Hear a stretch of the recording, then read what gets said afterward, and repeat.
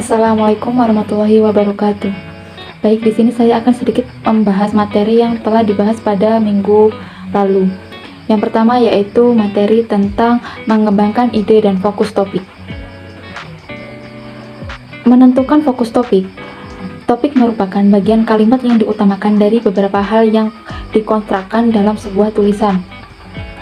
Topik yaitu masalah atau gagasan yang akan digarap dalam karangan. Topik yang sudah menyempit dapat langsung dibuat judul.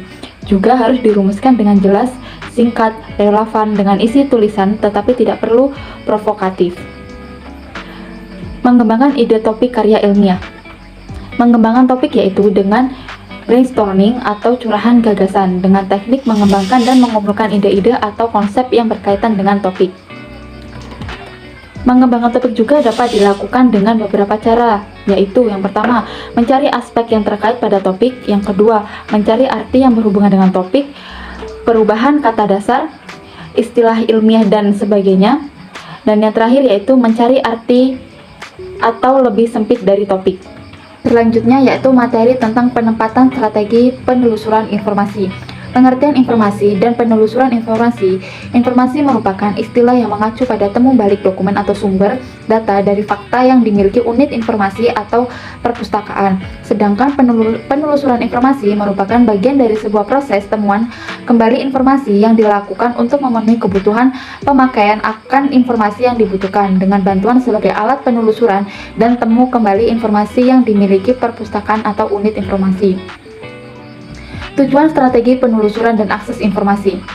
Yang pertama yaitu untuk mendapatkan jumlah temuan relevan yang diinginkan, untuk menghindari judul-judul yang tidak relevan, untuk menghindari jumlah temuan yang terlalu besar, untuk menghindari jumlah temuan yang terlalu kecil atau kosong.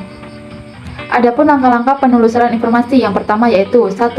Tentukan secara jelas dan rinci topik yang akan dicari. 2. Tentukan batasan penelusuran.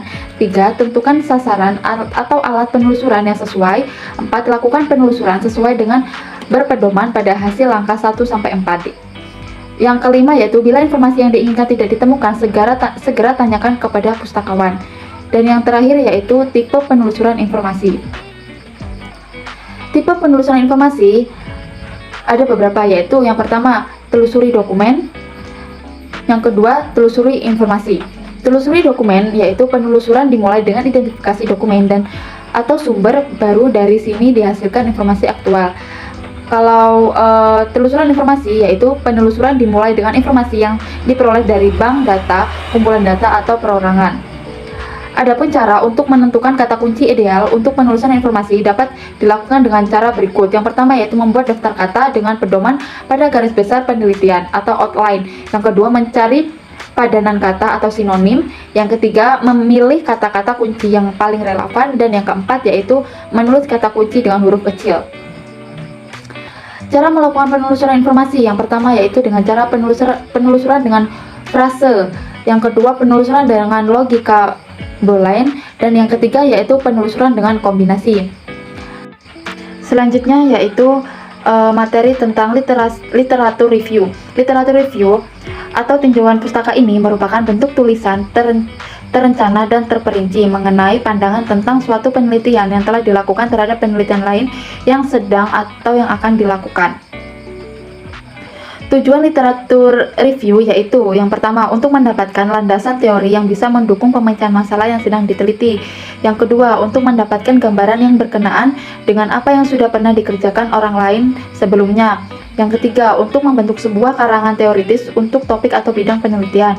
Yang keempat, untuk menjelaskan definisi kata kunci dan terminologi. Yang kelima, untuk menentukan studi model, studi kasus yang mendukung topik. Yang keenam, untuk menentukan lingkungan penelitian. Dan yang terakhir yaitu untuk menunjukkan bahwa penulisan memahami area penelitian dan mengetahui isu-isu utama penelitian, serta peneliti memiliki kompetensi, kemampuan, dan latar belakang yang pas dengan penelitian. Selanjutnya yaitu elemen literatur review, menggambarkan subjek penelitian, isu atau teori secara objektif dari studi kepustakaan. Divisi dari studi kepustakaan dimasukkan dalam kategori. Kemudian menjelaskan bagaimana dari sikap literatur review, kesamaan dan bagaimana variasinya dari yang lain. Dan yang terakhir yaitu membuat kesimpulan dari setiap bagian, memberikan masukan dari berbagai argumen untuk memahami dan mengembangkan area penelitian. Adapun manfaat literatur review, yang pertama yaitu manfaat dari literatur review ini yang kita lakukan diantaranya adalah sebagai berikut. Tanda dalam kurung yang saya berikan untuk memberikan tentang jenis literatur, jenis apa yang kita gunakan, memperdalam pengetahuan tentang bidang yang diteliti, kemudian mengetahui hasil penelitian yang berhubungan dan yang sudah pernah dilaksanakan, mengetahui pengembangan ilmu pada bidang yang kita pilih, memperjelas masalah penelitian, mengetahui metode-metode terkini yang diusulkan para peneliti untuk menyelesaikan masalah penelitian. Selanjutnya adapun literatur review, yang pertama yaitu tradisional literatur, yang kedua sistem mapping studi, yang ketiga sistem acting review, dan yang keempat yaitu tertiary study. Adapun langkah-langkah literatur review, yang pertama yaitu formulasi permasalahan, cari literatur, evaluasi data, dan analisis interpretasikan. Adapun cara mencari sumber literasi review, yaitu dengan paper yang di jurnal nasional dan internasional. Ada tesis, bisa juga mencari dengan jurnal, hasil-hasil konferensi, dan disertasi. Disertasi ini merupakan penulisan ilmiah tingkat tinggi untuk dapatkan gelar doktor.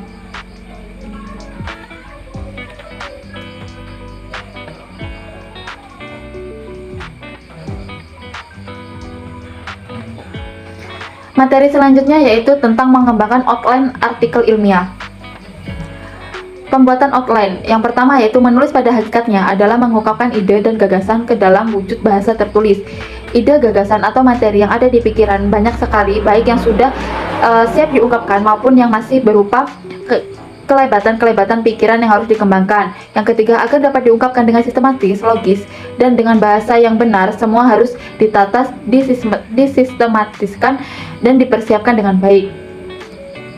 Penataan itu sebaiknya konkret, dan penataan pikiran itu sebenarnya berupa perencanaan tentang apa saja yang akan ditulis dan bagaimana pengurutannya. Dan yang terakhir, yang kemudian disebut dengan outline karya tulisan.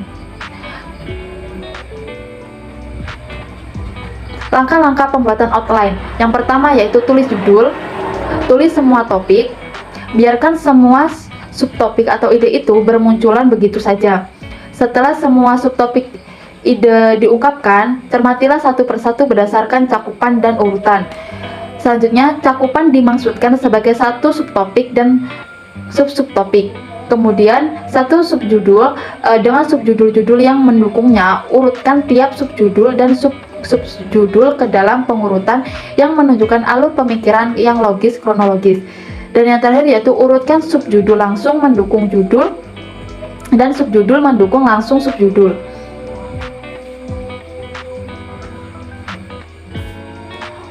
Outline untuk alien. Yang pertama yaitu ada pembuatan outline, biasanya hanya sampai pada penulisan judul, subjudul, dan subjudul. Perincian ke dalam subjudul menjadi banyak atau sedikit tergantung pada luas dan kompleksnya topik tiap subjudul. Tetapi bagi penulis pemula, mengembangkan subjudul menjadi alien yang mendukungnya pun sering tidak semudah yang dibayangkan. Untuk itu dapat juga dibuat outline tiap alien tersebut. Outline yang dimasukkan di sini tidak lain adalah pikiran-pikiran pokok yang dapat dinyatakan dalam satu atau dua kata. Tiap kata akan dikembangkan menjadi satu outline. Tuliskan semua kata-kata itu yang terlintas di pikiran, tidak usah berpikir urutannya dulu. Selanjutnya kurang lebih sama dengan proses pembuatannya outline di atas. Cukup, terima kasih materi yang dapat saya sampaikan. Saya akhiri. Wassalamualaikum warahmatullahi wabarakatuh.